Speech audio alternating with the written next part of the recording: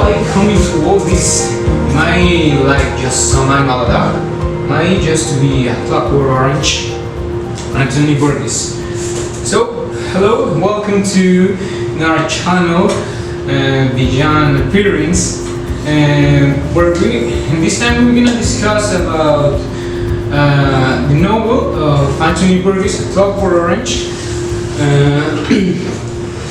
Clockwork Orange, where I have some special guests. Thank you for coming, guys.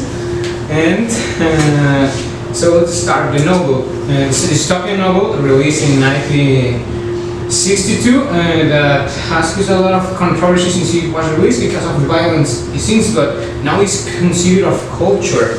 Now the central topic is identity, how this is reflecting the novel.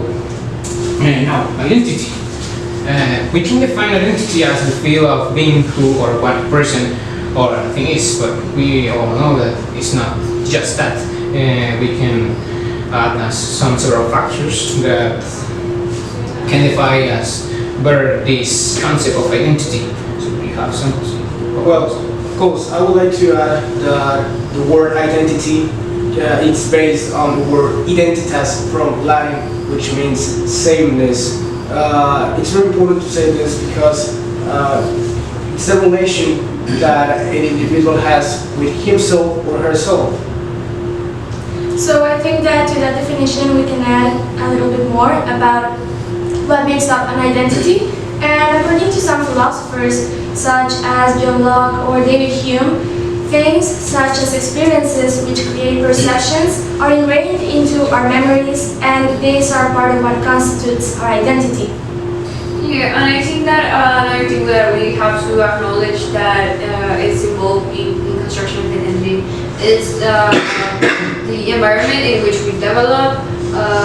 This entails social context, political context, culture, such as Freud mentioned.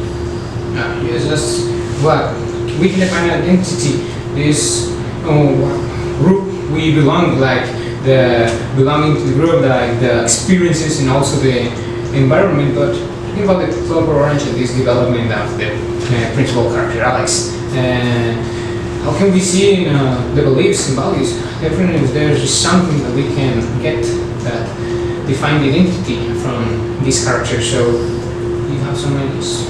I would like to start saying about this whole situation about the decadence in values that we see within identities of individual of this story. For example, in Alex, we can see this problematic, violent form that he expresses his values. I don't know what you think about it. Yeah, I agree, and I would like to add that at a certain point in the book, there's a moment where Alex kind of mocks older generations for not knowing why they act the way they do, and I think that it is important because this tells us a bit about the origins of these values. For example, he says that they behave the way they do because of the wars, the hatred, all of that corresponds or is original from the older generations. And he also gives us a bit of an insight into his personal values, for example, or beliefs. He says that what he does it because he wants to do it, just because that.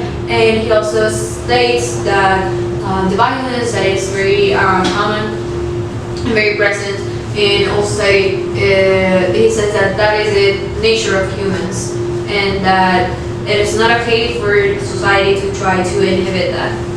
Yeah, beyond all these the acts of values, there's also this generation conflict between the youngsters and the old generation. This is also a sense of identity, and this can be reflected on the lifestyle of how this group of Alex and Big Georgie are living their lifestyle, their everyday life, and how this generation belonging defines how they act. So.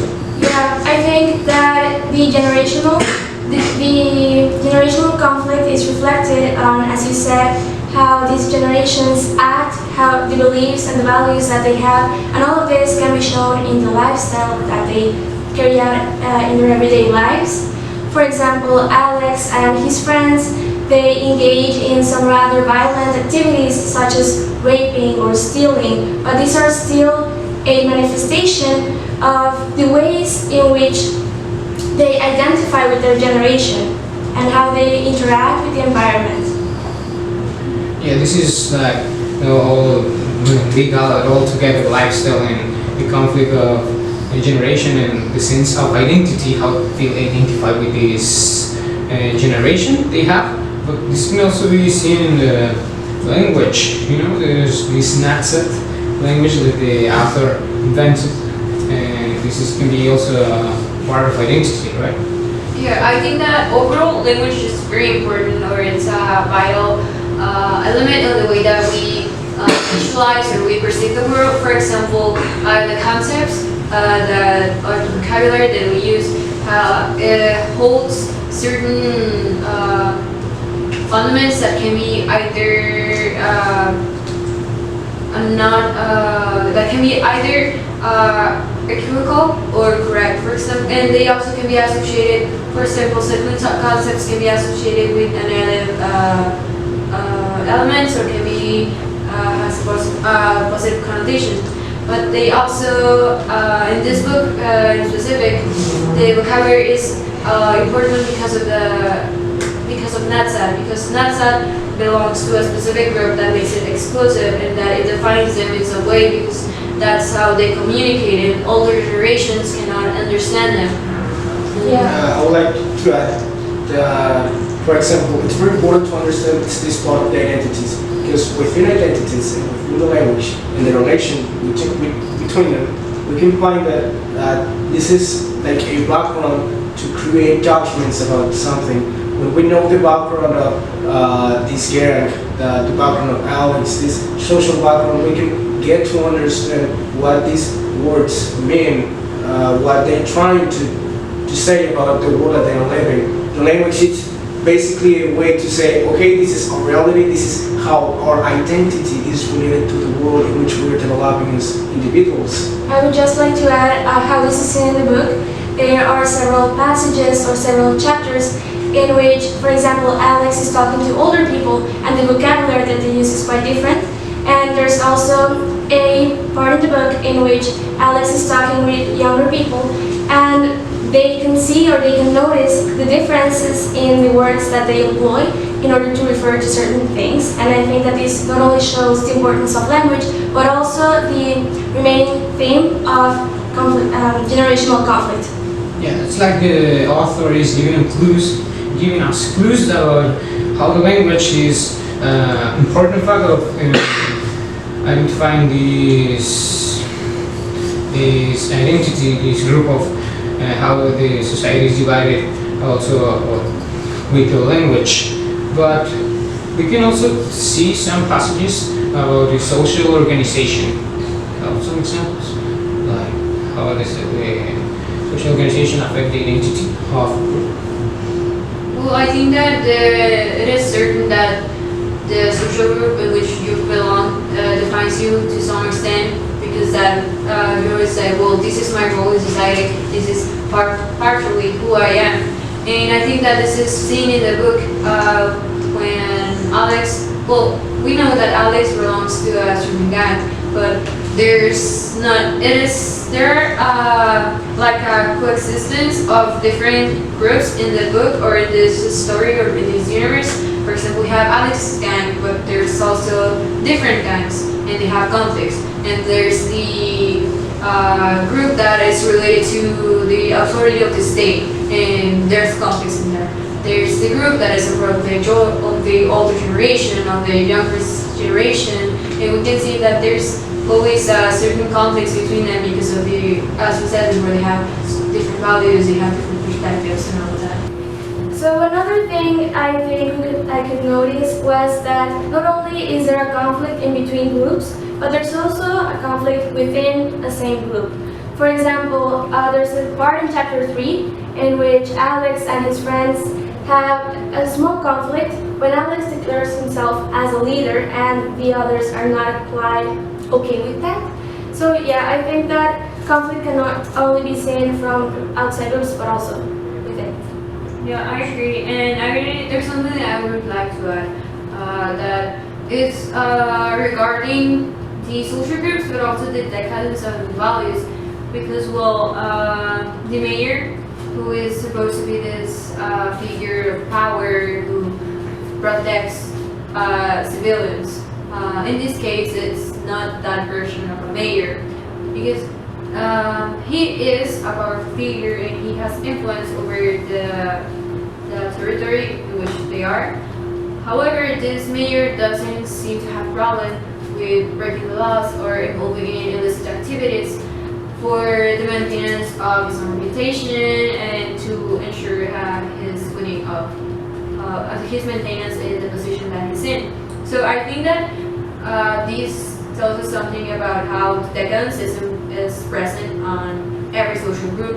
Or, for example, it is not only exclusive of the young people or the young generation, for we can see that it is present even in the group that is related to the state that have this that represent this authoritarian figure. Yeah, that's true. And also, taking again the point of these experiences that a group can have. I'm talking like I'm talking like a group of football or something like that. And I'm talking about these experiences that certain group have as related with the context that they live in. For example, some rites of passage or some leisure activities that they might have in common, or their routine, for example. Yeah, I guess it's important to say that when Alex came out of prison, he came out as a different person. He came out as a different man. He has like this. He fixed out his values. He was a different person when he came out, and his values were different. And we can see this as a rites of passage. So we find his identity. His identity was completely new. He was moving on his identity. Basically his identity was evolving into something new, and that's what the rituals of rites of passage try to do when they are performed by a determined individual, basically. There's also a transition, I think, that he experiences from childhood to adulthood.